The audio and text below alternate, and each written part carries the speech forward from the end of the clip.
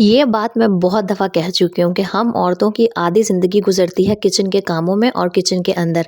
सुबह के नाश्ते से लेके रात के खाने तक दिन का आधा हिस्सा हम ख़वातीन ना किचन में गुज़ारती हैं। इसीलिए आज की वीडियो में मैं आपसे किचन से रिलेटेड वो हैक्स, वो टिप्स और ट्रिक्स शेयर करूँगी, जिनको अगर आप अपनी डेली लाइफ़ में शामिल कर लेंगे ना, तो आपकी डेली रूटीन में बहुत क्या कहते हैं आसानी हो जाएगी। आपका जो टाइम है वो कम से कम किचन में लगेगा, आपके किचन के काम बहुत जल्दी ख़त्म हो जाएँगे। साथ ही साथ आपको खाना बनाने में बहुत ज़्यादा मेहनत भी नहीं करनी पड़ेगी, झटपट आपकी हांडी बन जाएगी। यानी कि आपको टाइम मैनेजमेंट के साथ-साथ बहुत सारी अच्छी और यूज़फुल टिप्स देने वाली हूँ मैं। साथ ही साथ आपके पैसों की भी बचत हो जाएगी। तो वीडियो को स्किप किए बगैर पूरा लाज़मी देखिएगा और अगर अच्छी लगे तो लाइक लाज़मी कीजिएगा, प्यारा-सा कमेंट कीजिएगा। तो वीडियो स्टार्ट करते हैं।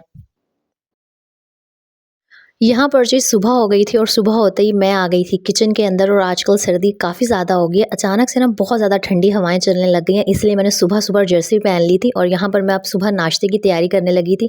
लेकिन साथ ही किचन में कुछ खिलारे थे जिनको मैं समेट रही थी। नॉर्मली मैं किचन रात को साफ़ करके सोती हूँ, लेकिन अक्सर सुस्ती हो जाती है और कुछ भी करने को दिल नहीं करता, तो बस इसीलिए जो छोटे-मोटे खिलारे थे ना, उनको समेट रही थी। और आज की जो नंबर 1 टिप है ना मेरी बहनों के लिए, वो ये है कि जब भी आप किचन काउंटर टॉप पे नाश्ता बनाने लगती हैं या कुछ भी ऐसे काम करने लगती हैं ना, तो प्लीज़ कोई भी पुराना दस्तरखान या इस तरह का कपड़ा लाजमी बिछा लिया करें। इससे ये होता है कि आपका जो ये रोलिंग पिन है यानी चकला बेलना, ये भी स्लिप नहीं होता और जो आटे का खुशका नीचे गिरता है ना, वो भी नीचे नहीं गिरता है। तो आपका जो काउंटर टॉप है वो गंदा होने से भी बच जाता है और आपको उसको बार बार साफ़ भी नहीं करना पड़ता।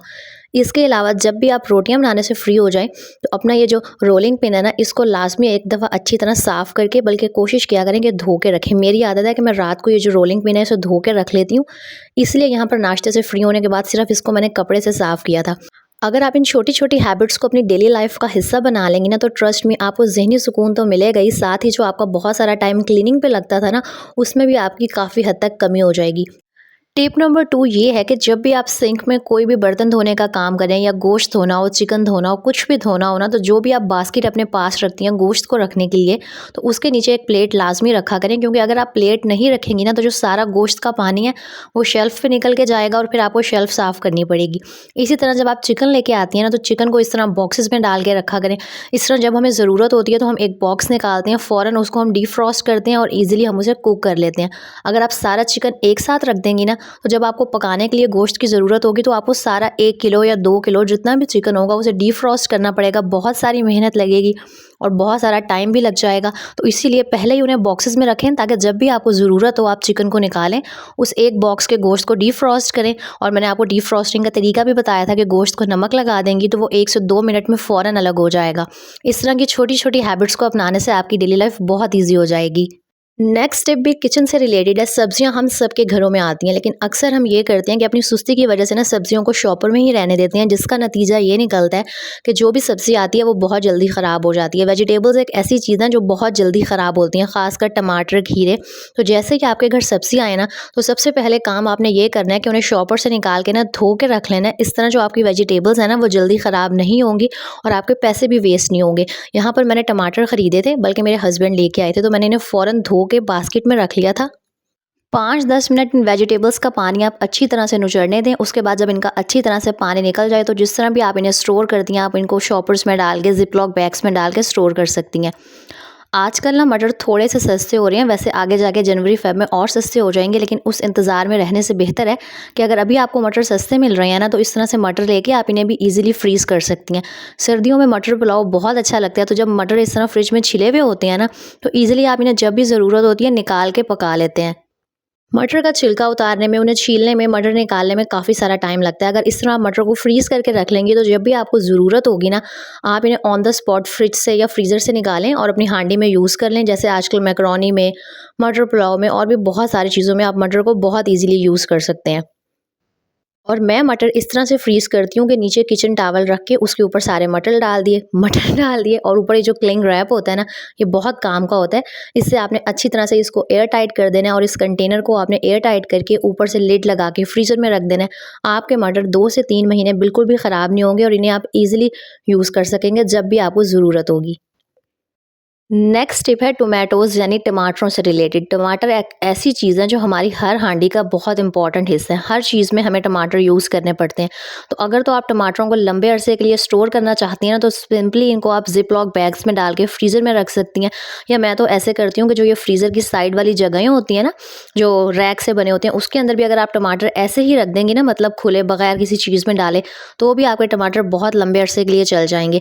लेकिन जो ज़्यादा अच्छा तरीका लगता है वो मुझे ये लगता है कि आप टमाटर की इस तरह से पेस्ट बना लें ग्राइंडर में, क्या कहते हैं, थोड़ा-सा पानी डाल के, और फिर इन्हें आप क्यूब्स की फॉर्म में ईज़िली स्टोर कर सकती हैं। जब ये क्यूब्स अच्छी तरह से हार्ड हो जाएँ तो आप इसको निकाल के किसी भी एयर टाइट कंटेनर में स्टोर कर लें, और जब भी आपको हांडी बनानी हो और आपको टमाटर प्यूरी की ज़रूरत हो तो आप ऑन द स्पॉट इनको निकालें और हांडी में डाल के यूज़ कर लें। इससे आपका बहुत सारा टाइम बच जाएगा, ना ही आपको टमाटरों का छिलका उतारना पड़ेगा।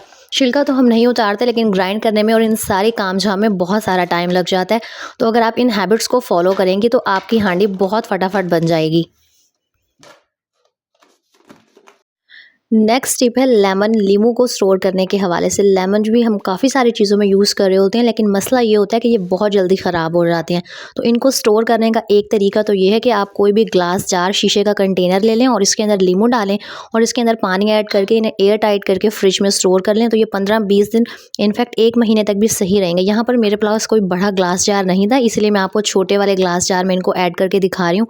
अगर आपके पास कोई बड़ा शीशे का जार हो, उसके अंदर आप सारे नींबू डालें, पानी डालें और इसको फ्रिज में ईज़िली स्टोर करके रख सकते हैं। दूसरा तरीका नींबू को स्टोर करने का ये है कि आपने एक कंटेनर ले लेना है, प्लास्टिक का कोई भी डब्बा हो, उसके अंदर आपने किचन टॉवल रख देना है और उसके ऊपर सारे नींबू जितने भी हैं ना, वो रख लेने हैं। पर्सनली मुझे लेमन स्टोर करने का यही तरीका सबसे अच्छा लगता है, और इस तरह ना नींबू तकरीबन 1 महीने तक बिल्कुल ठीक रहते हैं। और वही सेम तरीका ऊपर से आपने इसके ऊपर क्लिंग रैप लगा देना है, ताकि इसके अंदर कोई भी मॉइस्चर ना जाए और जो हमारे लेमन है वो लंबे अरसे तक ठीक रहें। वेजिटेबल्स ख़राब तब होती हैं जब उनके अंदर मॉइस्चर जाता है। तो आपने जब भी वेजिटेबल्स को स्टोर करना है ना, तो बस ये ध्यान रखना है कि वो बहुत अच्छी तरह एयर टाइट हों। जितनी एयर टाइट तरीके से उन्हें स्टोर करेंगे, उतना ही लंबे अरसे के लिए वो चलेंगे। और अब इसको आप फ्रिज में रख दें और 15 दिन 20 दिन ये लेमन जो है ना, आपके बिल्कुल ठीक रहेंगे। आपको जो तरीका सूटेबल लगे आप उस तरीके से लेमन स्टोर कर सकते हैं। नेक्स्ट टिप भी बहुत यूज़फुल होने वाली है, क्योंकि अदरक लहसुन भी एक ऐसी चीज़ है जो हमारी हर हांडी में यूज़ हो रहा होता है। तो मेरा तरीका ये है कि मैं 1 पाव लहसुन, 1 पाव अदरक लेके आती हूँ। उनके अच्छे से उन्हें पील ऑफ करने के बाद, धोने के बाद ना, उन्हें ग्राइंड करके उनकी पेस्ट बना लेती हूँ और उनको भी फ्रीज़ कर लेती हूँ।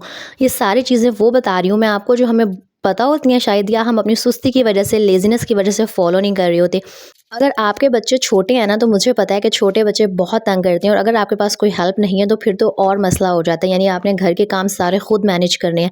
तो एक दिन आप थोड़ा-सा टाइम निकालें, इस तरह से अदरक लहसुन को स्टोर करके फ्रीज़ कर लें। साथ ही साथ लेमन को तो मैंने स्टोर करने का तरीका बता दिया, वो भी बहुत ईज़ी है। लेमन तो ख़ैर इतना यूज़ भी नहीं हो रहा होता। हाँ, टमाटर और अदरक लहसुन को स्टोर लाज़मी करके रख लें। इस तरह ना आपका कुकिंग टाइम बहुत कम हो जाता है। जब भी आपको हांडी बनानी हो, आप इन्हें फ्रीज़र से निकालें, 1-2 क्यूब जितनी आपको चाहिए वो निकालें, हांडी में डालें। तो जो आपको वो ग्राइंडर निकालने पे टाइम लगाना है, सारी चीज़ों को पील ऑफ करने पे टाइम लगाना है, वो सारा टाइम आपका बच जाएगा और आपकी हांडी बहुत जल्दी बन जाएगी। और अगर आप एक वर्किंग लेडी भी हैं ना, तब भी ये टिप्स आपके लिए बहुत यूज़फुल होने वाली हैं। यहाँ पर मेरे सारे लहसुन जो थे उनके मैंने छिलके उतार दिए थे।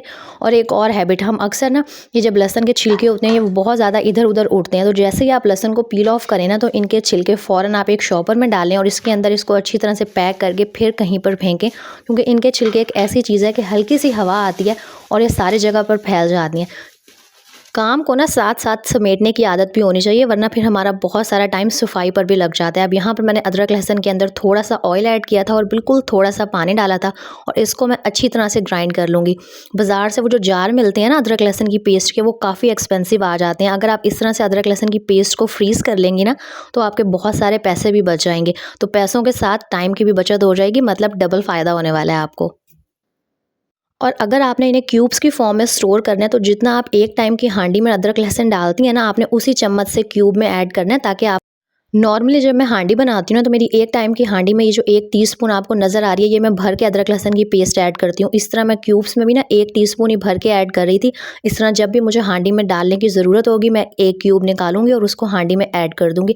आप अपने जितना हिसाब से अदरक लहसुन हांडी में ऐड करती हैं, उस हिसाब से उसी साइज़ के क्यूब्स बना के स्टोर कर सकती हैं, और ये भी 1-2 महीना ईजिली निकल जाते हैं, बिल्कुल भी ख़राब नहीं होंगे। और आजकल तो सर्दियाँ, अगर आप इसकी पेस्ट को फ्रिज में भी रखेंगी ना, तो वो 10-12 दिन बिल्कुल ठीक रहेगी।